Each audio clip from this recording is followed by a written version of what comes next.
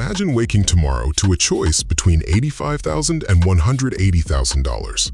You take the bigger paycheck, expecting your entire financial life to change. You work harder, answer emails nightly, accept promotions, and eventually double your salary. Then something strange happens. Your apartment becomes a mortgage, and your used car becomes an expensive SUV. Your extra income disappears faster than you ever expected, despite earning dramatically more money. You are earning more, but you are still selling exactly the same thing, your time. And that's the first thing wealthy people understand differently. Income is not wealth. The smartest financial move is not always finding the highest paying job available. Sometimes it's owning something that keeps producing money after you stop working. Because three different engines can produce money: labor, capital, and ownership. Your salary primarily rewards labor, while investments reward capital, and ownership provides claims on profits, growth, and future value. That distinction sounds small, but it changes everything about how wealth actually works. A salary has a natural ceiling because there are only so many hours you can sell. Suppose you earn $75 hourly. 2,000 working hours produces roughly $150,000 annually. But you cannot realistically sell 20,000 working hours every year without eventually exhausting yourself completely. Ownership works differently because your economic claim can grow without requiring 5 times more personal working hours. If you own 10% of a company growing from $10 million to $50 million, your claim rises dramatically. That's leverage, and wealthy people obsess over it because leverage breaks the connection between hours and income. A high salary can absolutely improve your life without automatically making you wealthy. Bigger income can provide better housing, stronger savings, better healthcare, and considerably more financial security. The problem begins when people confuse earning power with wealth-building power, because your paycheck is only the beginning. Imagine earning $200,000 annually. Depending on your location and taxes, a significant portion disappears before spending. Then housing takes another large chunk, followed by transportation, insurance, food, childcare, travel, subscriptions, taxes, and lifestyle inflation. When income rises, expenses often rise with it, but falling income rarely reduces expenses equally quickly. Someone accustomed to spending $11,000 monthly cannot easily return to spending $5,000 when income suddenly drops.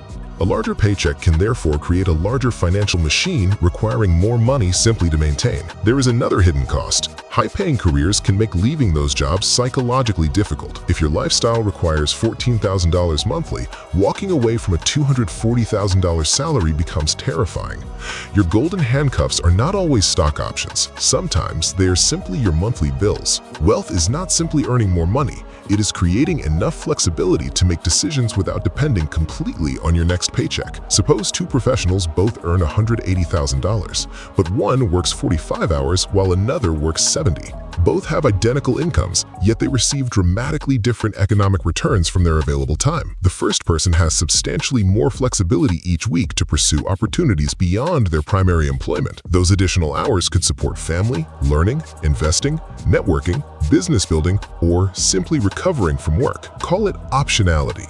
Spare time and low financial obligations allow you to take calculated risks. You can build companies, purchase investments, learn valuable skills, or wait patiently for exceptional opportunities. But when every dollar of your paycheck is already committed, you lose the ability to move. That is why the highest salary is not automatically the strongest financial position available. Sometimes, slightly lower income combined with dramatically greater ownership creates more wealth over 20 years. The difference comes from what happens after your paycheck arrives, not merely how large it becomes. Imagine working for a company generating $100 million in annual revenue. You receive a salary, but where does all the remaining money actually go? Customers pay the company, then the company pays employees, suppliers, rent, software providers, banks, taxes, and marketing platforms. Eventually, whatever remains after expenses creates economic value for owners and shareholders. Your salary is therefore one expense inside a much larger economic machine. Ownership sits closer to residual profits and can benefit from both current earnings and future business growth. Suppose a business generates $10 million in revenue and retains roughly $1.2 million after operating expenses. Employees receive salaries, while owners retain the remaining economic claim created by the business. If that business doubles, owners can benefit from rising enterprise value without personally doubling their working hours. That is why wealthy people often ask a different question: Not how much will you pay me? Instead, they ask, what do I get to own and what future economic value can that ownership create? Your paycheck rewards what you did, while an asset can continue rewarding what you own. Over decades, that distinction between compensation and ownership can become enormous. Imagine receiving a $20,000 raise. After taxes and lifestyle expenses, perhaps only $12,000 becomes investable. Now imagine acquiring an asset worth $100,000 that produces $6,000 in annual cash flow. Then the asset appreciates, its cash flow increases, and you reinvest those earnings into additional productive assets. Your original capital is now doing some of the work alongside your personal labor. You are no longer relying entirely on your next paycheck, and this is where compounding becomes powerful. Suppose you invest $1,000 monthly at an average annual return of 8%. After 10 years, you contribute $120,000, while the account could reach roughly $183,000. After 20 years, your contributions total $240,000, but compounding can push the value dramatically higher. The account could approach $589,000 without requiring you to work 2.45 times harder. Your capital performed part of the work, and that is the essential power of leverage. Stocks are only one example. Businesses, real estate, software, licensing, intellectual property, and digital products can also create leverage. The wealthy are not necessarily searching for the biggest paycheck. They're often searching for the strongest financial engine. But ownership is not magic, because businesses fail, stocks fall, properties become vacant, and debt can magnify losses. The real advantage is not simply owning something, it is owning productive assets while controlling risk. Another hidden liability is concentration, because even successful investors can become dangerously dependent on one asset. Someone earning a huge salary without savings remains financially fragile, despite appearing successful from outside. Someone owning a $2 million business can also remain vulnerable if nearly all their wealth depends on that company. Financial resilience comes from diversification, liquidity, manageable debt, and productive assets capable of surviving different economic environments. Wealthy people can still lose money, but stronger balance sheets can give them more opportunities to recover. That is the part nobody sees. Wealth is not simply the size of your financial pile. Wealth is also the structure of that pile, including liquidity, diversification, productive assets, and manageable obligations. Now we reach the variable separating ordinary income from scalable wealth: leverage. Capital leverage allows your money to earn returns, making your existing dollars work alongside your personal labor. Business leverage allows employees, systems, and processes to multiply what one owner can accomplish. Technology leverage allows software to serve thousands or millions of customers without requiring equal numbers of employees. Media leverage allows one video, article, or idea to reach millions of people repeatedly. Intellectual leverage allows one invention, product, book, or idea to generate revenue repeatedly without recreating everything. And then comes ownership leverage, where income transforms into lasting claims on future economic value. Imagine spending 10 years becoming exceptionally good at your profession while your salary rises from $70,000 to $180,000. That is excellent progress, but your income remains connected to your calendar if you must keep working similar hours.